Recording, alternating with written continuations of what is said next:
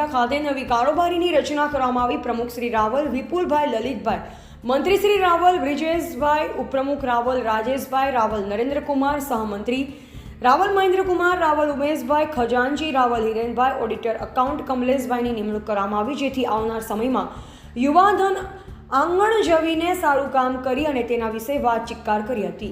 આવનાર 3 વર્ષમાં તપોધન યુવા સંગઠન દ્વારા સારી કામગીરી કરવામાં આવે તેના વિશે ચર્ચા વિચારણા કરવામાં આવી। ત્યારબાદ ભોજન લઈ છૂટા પડ્યા। એવા વિશાલભાઈ રાવલ, બનાસકાંઠા, પાલનપુર, વગદા। શું નામ આપનું?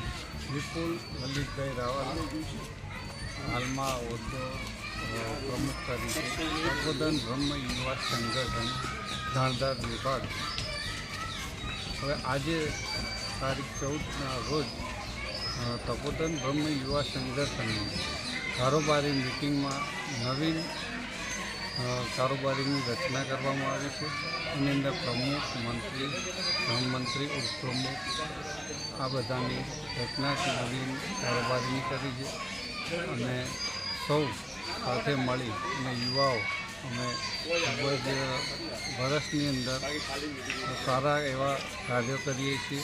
સમાજના હિતલક્ષી સૌ કાર્ય કરીએ છીએ અને અગાઉના સમયમાં વૃક્ષારોપણનો કાર્યક્રમ અમે અત્યારે નક્કી કરેલ છે અને બીજા જે પણ રેગ્યુલર કાર્યક્રમો થતા હોય છે અને એ પ્રમાણે અમે આગળ કામ કરીશું। શું નામ? નિકુંજ રાવલ, તપોધન બ્રાહ્મણ યુવા સંગઠનના પૂર્વ મંત્રી તરીકેની જવાબદારી નિભાવી છે। આજ રોજ બાજોઠિયા મુકામે તપોધન બ્રાહ્મણ ધાણધાર વિભાગ યુવા સંગઠનની સાધારણ સમિતિની મિટિંગ મળી છે આજે, અને એમાં નવીન કારોબારી કમિટીની રચના કરવામાં આવી છે। એમાં પ્રમુખ, મંત્રી, સહમંત્રી તેમજ દરેક 9 ગામના કમિટી મેમ્બરોની રચના કરવામાં આવી છે। એના સિવાય આગળના જે 3 વર્ષ છે એમાં નવીન કાર્યક્રમો શું કરી શકાય એનું પણ આયોજન ચર્ચા કરવામાં આવી છે। સમાજને શિક્ષણલક્ષી, આરોગ્યલક્ષી તેમજ સમાજનો વિકાસ કઈ રીતે કરવો તેના વિશે અગત્યની માહિતી આપવામાં આવી છે। ઓકે।